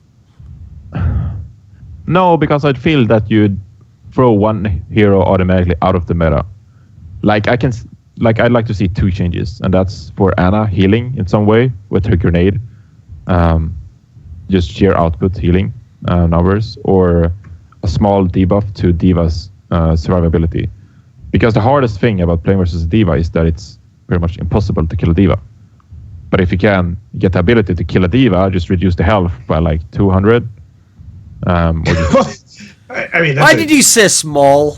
I don't say small. No, like 200. No, you don't realize. 200. Like, she only got what? She got her health buff by 100, dude. So you'd be taking her down to like. Yeah, but it's armor. Okay. So armor means more than normal health. That's a percentage, right? It's like a Quake, you know? Yeah, you understand? Exactly. Yeah. Yes, so he doesn't, but fair enough. Yeah. So I think reducing just 100 armor or 200 health would make a lot of changes, because then you could kill the diva much easily, and it would open up to a more different kind of playstyles, because you wouldn't have to worry about killing the diva as much. Well, I mean, diva is complete bullshit. I mean, the fact that diva also can 1v1 a Reaper, like, destroys my brain. Yes. So, I mean, what's the point of having Reaper in the game if he's not going to be a tank buster at close range, right? Yeah. It's pretty frustrating and annoying. So hopefully they nerf diva survivability, so she can't do that anymore. And we'll be all fine and be in hero pick heaven. That's all. Also, isn't that actually the biggest problem as well? Like, there is no logical counterplay. Yeah, there is a logical counterplay. Yeah, like the problem is that she has an insane gap closer, right? So she could also eat everybody's fucking ult. She could eat Mei ult. She can eat. She's standing next to the Reaper. She could just eat an entire Reaper ult. She could eat Zarya ult. She could eat Pharah ult. So you'd think, okay, well, she's slow moving when she doesn't have her boost up. So maybe you could shoot her with Pharah. Nope, just eats all the Pharah rockets and flies over to Pharah and blasts her in her fucking face. Like, it's stupid. There isn't counterplay. There's no logical.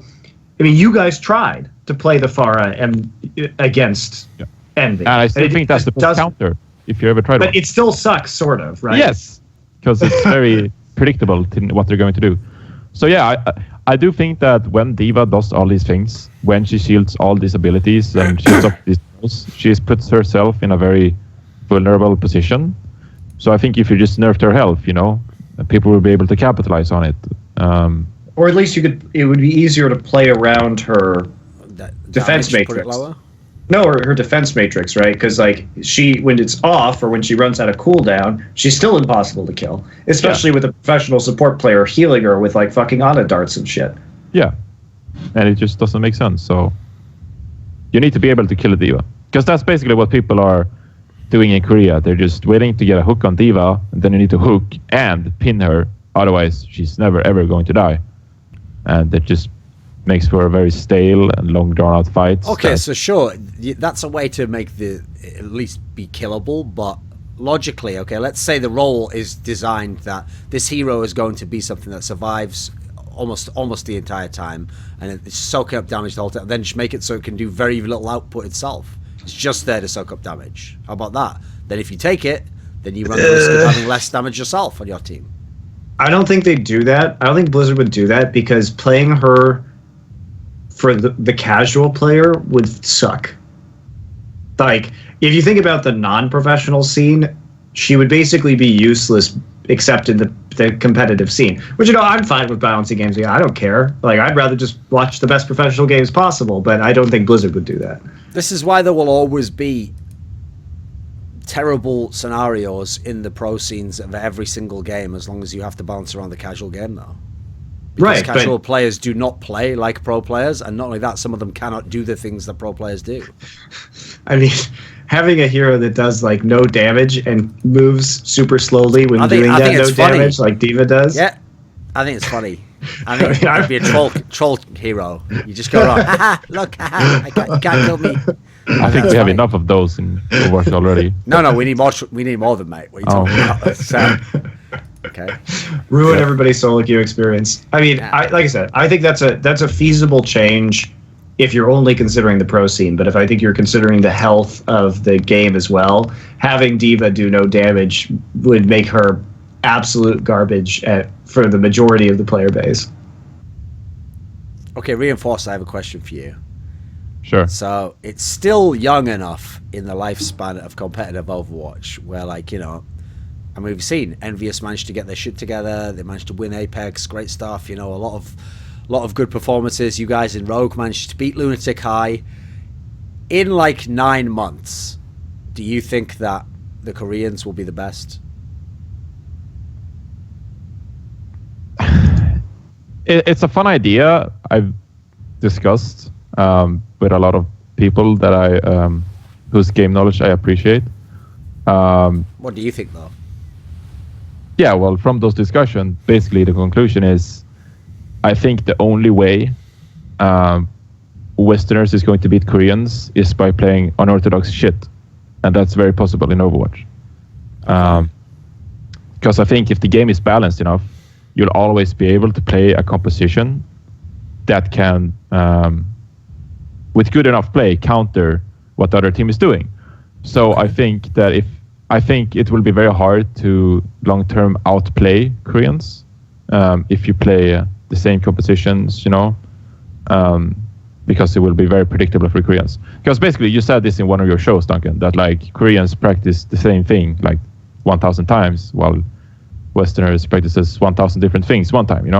Sure. So I think you need to take that sort of unorthodox style and just win by using a lot of different strategies and outplay Koreans that way. See, the problem, though, is that when we talk about League of Legends, the Koreans have way more, they have deeper champion pools, and they have more strategies than the Western teams, and they're better at adapting in-game and on the fly. Yeah. So I don't, I think what do you in want the me to future say? you're going to see, like, well, your job will be taken by Koreans, Well, no, because I'm a Westerner, and fans like me more than Koreans. So I'll He has got you there. He got you on that one. Six squilla, mate. Yeah, It's all right. You on that one. Okay. No.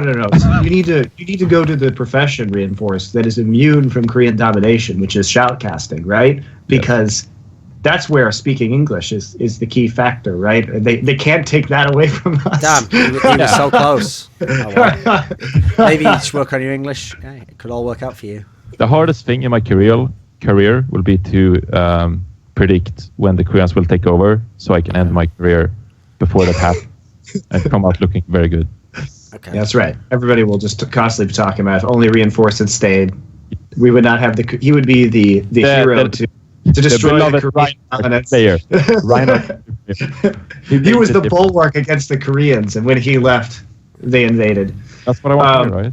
Twitter. No, actually, I do think it's a different story here in Overwatch because we do have such long-term FPS players in this game from the West. So I'm hoping for some level of parity, right, within this particular title. And hopefully one of the things that can help is that we have these professional organizations, NBA teams, whatever, getting involved in the Overwatch League and sending their support staff, psychologists, coaches, just throwing everything, all the investment at the Western teams to provide even more infrastructure than exists in League of Legends. And you can use their expertise to really make a big difference and help you out early, right?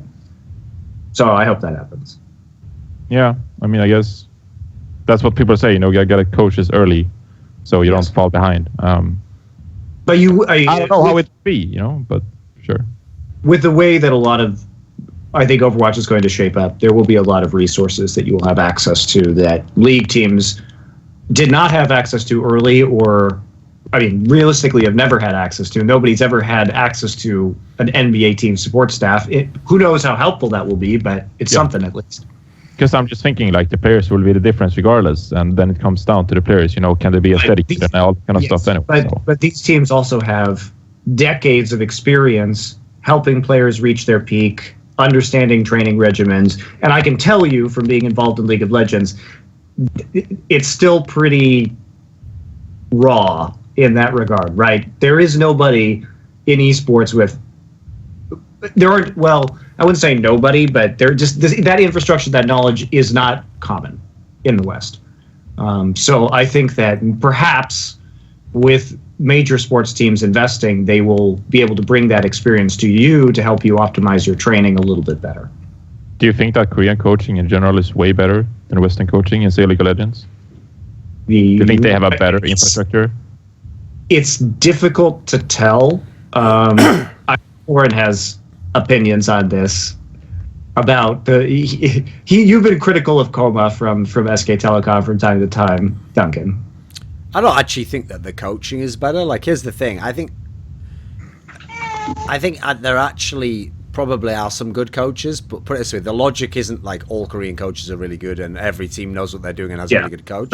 I think they just have an unfair advantage because it's like that old logic of like, it's better to have a bad plan that everyone follows than to have like a good plan that only half the people follow. And that's the thing in the Korean scenarios. Like, there are teams where actually, like, the team was good and the coach was like average. I mean, some of the CJ teams famously were like this, where the coach maybe wasn't that great, and they all followed his plan, and so it worked to some degree, you know. Like, so in a weird way, I think that's the advantage. Whereas, like, the problem I see in the Western teams is, I think you'd probably have to be an amazing coach just to get everyone on board, at least initially, you know, until everyone gets used to that. Well, this is another thing I think is in Overwatch favor, is that the Overwatch player base is a lot more mature in that way. So we've already acknowledged that Koreans are something to be, afraid of, sure. So I think that we'll be on the same page a lot more, you know. I will say that from speaking to many Overwatch players here in Korea, like yourself, or at the World Cup, that there is a very different attitude. At the beginning of the League of Legends scene, there were a bunch of players not taking the Koreans seriously. You know, Doublelift, like, famously saying that the Koreans were behind and were never going to catch up, et cetera, et cetera. And there was like an arrogance about that caused, and the Koreans had coaches. I mean, they at least had some coach. Remember that coaches were not even like compensated or paid for until 2015, right, Thorin? Trying to remember. You mean in the West? I think the LCS subsidy payment for coaches didn't show up until 2015. That could be right, yeah. And even into 2014, when I was coaching for CLG, most of my time coaching for CLG, none of the LCS teams had coaches, and I was doing it remotely. And Lustboy was sort of like the first, or Loco, I guess. Yeah. Loco was really like the first in-house coach that was picked up, besides like Zuna, right? So if you look at that, there was like a solid 2 years of Korean teams having coaches when the Western teams had fuck all, right? And I do think that the Overwatch players that I've spoken to, the several dozen that I've spoken to, have been, like you say, more mature, realizing that there is a major threat, like, looming on the horizon. You're not just sitting there waiting for the Mongols to come invade you. You're trying to, like, build the fucking Great Wall of China right now to keep them out, right? Yeah. I think that there is more of an acceptance of, you know, learning from the Koreans, trying to, you know, respectfully prepare for them, and to develop that infrastructure. And also, we're just talking about a different period in esports. We're now at a point in the West where, when League started, coaches didn't exist. Now coaches in esports exist in the West, and they're considered more necessary by Western, particularly the teams, right? So it's different attitude, different time, different place. I think that Overwatch will take longer, I think, for the Koreans to become super dominant. But also, I don't think, my opinion is that there's probably not going to be region locking on the Overwatch League. So I fully anticipate certain teams in the Overwatch League to field full Korean rosters, and you will be practicing against them more regularly. And I think that that's another factor that you have to consider. So one of the things that I think really holds the West back is that nobody ever gets to practice against the Koreans unless you come to Korea, because they're sitting there in Korea isolated in their own league, and you don't get to play matches against them except for like 2 international tournaments a year. And even then, you only get to practice against them if you're the top 1 team in your region at MSI or the top 3 teams in your region at Worlds. So unless you come to Korea just to practice during the off season, but it's not consistent. But in a world where there is no region locking, and a lot of the best Korean players head over to NA or EU teams because of the money, or because they want to go to NA or Europe, and because they can play together. Again, this is my theory about Overwatch League, not fact. But I don't see why there would be region locking in this league, because I don't think you can walk up to a guy like Mark Cuban and say this. Yeah, you can only, you know, we know you're used to like owning a basketball team where you can buy all the best players in the world and just bring them to America and just try and form a championship roster. But, you know, if you're going to buy into this league, you can only have like 2-3 imports, you know, 3 or 4 of your guys have to be NA. And if you get shit on at international events time and time again, we're sorry, even if you have the money, you can't buy the best players anymore. You can't make that roster. Oh, and you're going to get dumpstered by the Koreans every fucking year. You think any NBA owner, it's like, what are you even talking about? Like, I have the money. I want this player. Give me the fucking player, right? So I don't think there's going to be region locking because I don't think Blizzard can sell that to the people they want to buy slots in this league. If that makes sense. I mean, so this has been a long monologue to say that my opinion is there will not be region locking. Ergo, there will be a bunch of Koreans in the Western teams, or a bunch of all Korean teams in the West, which means that you will have better practice against the best teams, which means you will not fall as far behind, right? Because these are all factors which exist in League to make League so Korean dominant. Yeah, I think Koreans will still be the dominant race. Is that the wrong word? Just nationality. Nationality's fine. Nationality's fine. Oh God! Didn't you say that, Duncan? You could edit this? Definitely not. No. That's fine. No, but I think Westerners will just fall less behind, and that's what I hope, and we'll learn. Okay. And I mean, people are saying in League of Legends the gap is closing, but it's really not. So I mean, we might never close that. It is. Yeah. It is definitely not. So we might never close that gap, but my hope is that we will at least make it more even for a longer period of time. But like I said, I think that all these factors conspire to help you. Also, that you have so many long-term FPS veterans. Speaking of long-term FPS veterans, what's happening to your teammate Cooler? No, he was never contracted. For Misfits. Only. Yeah, he was just stand-in. I thought he performed. There was rumors that he performed really well actually at DreamHack. Sure. I mean, he played Lucio, so I didn't pay much attention to his play, but... Yeah, everyone else plays OP champions except me, the reinforced story. Yes. And they're all lucky. Yes. Lucio is such a bullshit hero. Just boops people off all the time for free with a single right click. Very lucky. No, but I heard he was going to sign a contract. It just didn't end up happening. And so when he came back from DreamHack, they were just like, nope, we don't want to sign you anymore. So goodbye. That was what I heard. So Thorin, I want to talk to you because you know a lot more about Cooler's Quake history than I do. But the rumor is that Cooler was a very cerebral player and that his skills translated best to him shot calling on Lucio within Overwatch. What do you think about him as a Quake player? Do you think that he fits this description as a Quake player?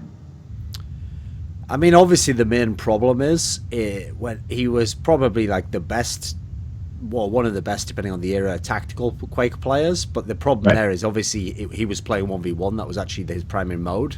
And so coming up with a plan that you yourself can then execute is obviously very different from coming up with a plan that someone else executes or telling someone else when to do something, you know, because the idea is if you're very good at that style of play, you tend to know your like the measure of what you yourself can do. Like you understand and instinctively in the moment know that you can then do something immediately. I would say of everyone who was a Quake player, he would be one of the most obvious ones, along actually with Rafa as well, to be like some kind of a shot caller in a team game. Because they're both players where not only were they very cerebral, but they were people who, once they had formulated the plan, they were like very decisive. And so it wasn't like, you know, the sort of person who comes up with lots of really great ideas and could think through something, but then can't always pick it out, you know? It's like, actually, the thing is, they had the two combined. They would think up a really good plan, and they would execute it 100%, you know? And so you agree with this characterization of him, then, that is formulated within the Overwatch community?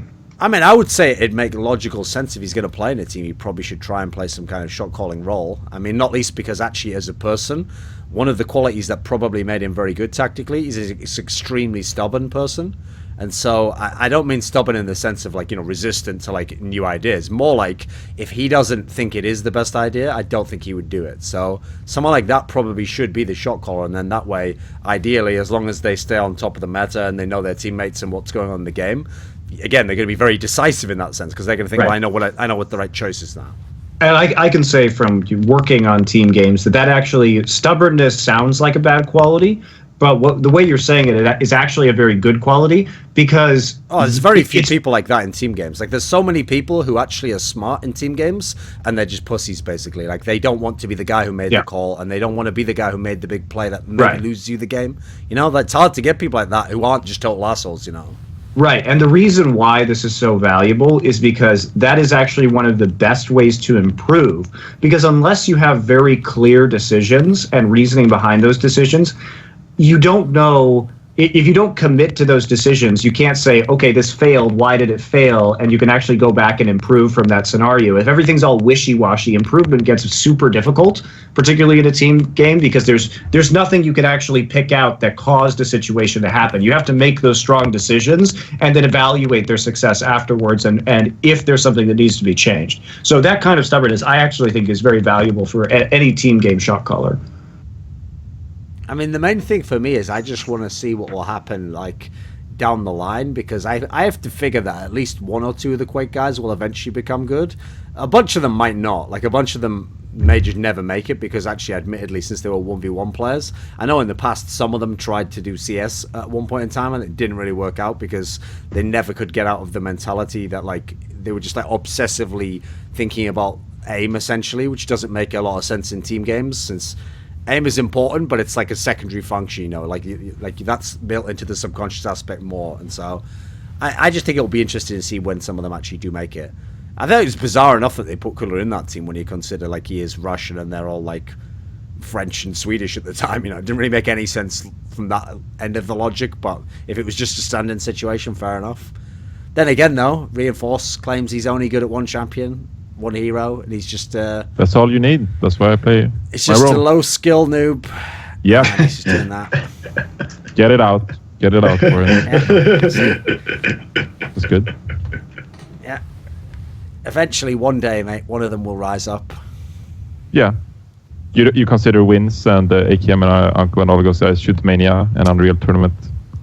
The problem with that one is, like, Wynn's played so many different games. I think he has, like, an unfair advantage in that sense. Like, he didn't just play Quake, you know, he played Unreal Tournament, played Quake, played Shootmania, and he had success in all these games. So that one's like a bit of a cheat, you know, to be like that guy's from another game. I will say it's amazing to me that a bunch of those French Shootmania players are really good in Overwatch, because Shootmania was a game that essentially seemed like a joke of an esport. Like, it was one that was only propped up, you know, by the developer basically putting a bunch of money in. And actually, that's the one where actually all the Quake players did go and just win free money, basically. It was just people going like, oh, well, let's make a team of us and let's go. And Strinks, you come with me, mate. We're going to go win this shit tournament. And then, like, even they used to say at the tournaments, like, no, we're just doing this for money. Just don't give a fuck about this game. It's just all about money. I was like, yeah, brilliant. The heart of esports. We finally captured the spirit of esports, guys. It's pretty funny that they're all French as well. Like, the 6 or 7 best players in the world are all French or something. I think it was like a French game, though, or something, right? Wasn't it? Oh, wasn't maybe. the developer French or something? I mean, as you said, it was a joke, so I didn't follow it. It wasn't a good game, was it? Yeah. Okay, I've got a question then. Is there actually one player from another game that is, like, exceptionally good at Overwatch that's, like, surprising to you? Because obviously we've got a bunch of people from all the other Counter-Strike, Team Fortress, all these different games coming out. Is there one that stands out as, like, super good? I would have said myself, but that would have been very tragic to mention. Just be a lie as well, so just maybe tell the truth. Because I basically sucked ass at all esports prior to Overwatch. Then I just play a guy that just holds mouse 2 to shield off his teammates. Oh, right, fair enough. Now I understand, right? I thought before it was arrogance. You actually understand what it's like to be a low-skilled noob. Oh, no. Thing I enjoy the memes. Gets carried by all the really good players, right? Okay, I understand. Yeah. No, I enjoy the memes, you know? Okay. I'm just... Fair enough. So, don't worry. No. Okay, so then one last question. How did you actually get success at this game? No, I just had the right contacts to get into pro scene. I just played a lot of in-houses and just... Because when I started playing Reinhardt, right, there was pretty much no good Reinhardt that basically studied the game, went through replays and shit. Okay. So I just did it early, and I just got friends. You went in depth? Yeah, and now I get big contracts with 6 Skrilla. You were like, mouse 2, this could be the secret, right? Yeah. So no, because what I have to do is, if I tap mouse 2 to the rhythm of still DRE, then actually I'm better than everyone. I see where I'm going with this. Okay. Because what happened was, in Overwatch, I got the alpha in like November. I initially played Mercy because I figured Mercy was going to be the easiest hero to become a professional player with. I like this plan he has in mind. He's not trying to get good at the game. His plan is shortcut to the top. Yes. That's his whole plan. I mean, it's tragic, but it's true, you know. But what ended up happening was... It's important to know your limits, Jonathan. It's important to know your ceiling. You know? Yeah. So, you know... what ended up happening was I sucked too much at Mercy because I didn't know anything about positioning, because I came from a global elite matchmaking CSGO hero. Okay. So I didn't know anything about positioning, so I couldn't play Mercy. So my people just told me, stand in front with this hero, hold mouse 2, and then I fucked up and started charging way too much. And here I am. Okay. That's fantastic. Yeah. That's a good story. I think on that note, you got to get out while you're on a high, so we'll just end on that.